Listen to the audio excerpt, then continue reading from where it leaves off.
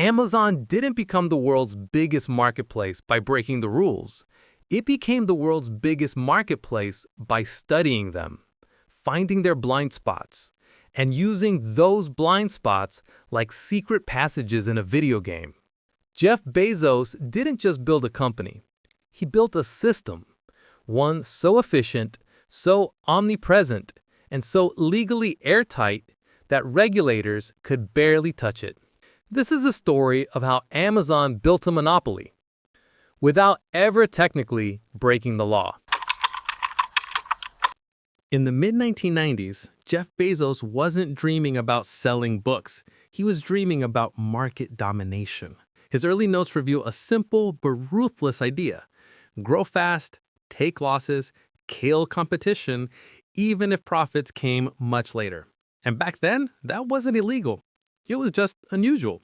Bezos called it the long-term game. Investors called it insane. Competitors called it unfair. But the law stayed silent. Here's the first loophole Amazon mastered: predatory pricing without calling it predatory. Selling products at razor-thin margins, sometimes at a loss, used to be a sign of a business failing. But Amazon turned it into a weapon. They would underprice competitors for months, even years. Competitors burned cash trying to keep up and eventually folded. And once markets were cleared of rivals, Amazon's prices quietly rose back to normal. All of this perfectly legal because regulators only cared if the customer suffered. And Amazon made sure customers were very, very happy. Then came Amazon's most brilliant innovation, the marketplace system. Millions of third-party sellers were invited to sell on Amazon's platform. They handled the risk. Amazon skimmed the profit. But here's the twist: every seller unknowingly helped Amazon build its monopoly even stronger. How? Because Amazon used their data. What products sold the most? What price points worked best? Which listings were taking off?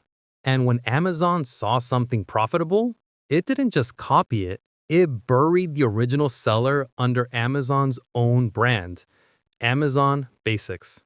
Nothing illegal, just strategy. Next came the tool that cemented Amazon's power: the buy box. That little yellow button, add to cart, decides who gets the sale. Sellers thought it was based on price. It wasn't. It was based on whatever benefited Amazon the most. Sometimes that meant the cheapest option. Sometimes it meant Amazon itself. Sometimes it meant sellers who paid Amazon extra fees. One tiny algorithmic decision shaped billions of dollars in global commerce. And once again, totally legal, because no law ever imagined that a single button would decide the fate of half the world's online shopping. By the 2010s, Amazon realized something huge. To control online shopping, they needed to control delivery. So they built their own shipping empire: planes, vans, trucks, robots. Warehouses so big they have their own weather. This turned Amazon into something no retail law had accounted for: a retailer, a logistics company, a data company, and a marketplace, all at once. And because no single law covered all four roles, Amazon lived in a gray area no government knew how to regulate. Then came the move that sealed everything together: Amazon Prime. For customers, it was simple: free shipping, fast delivery, one flat annual fee.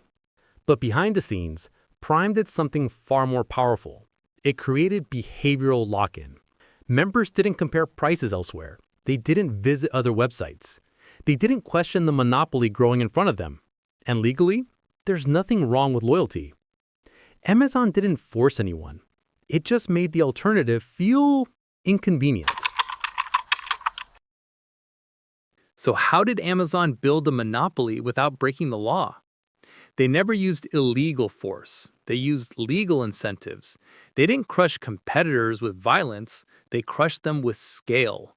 They didn't cheat the game, they mastered it.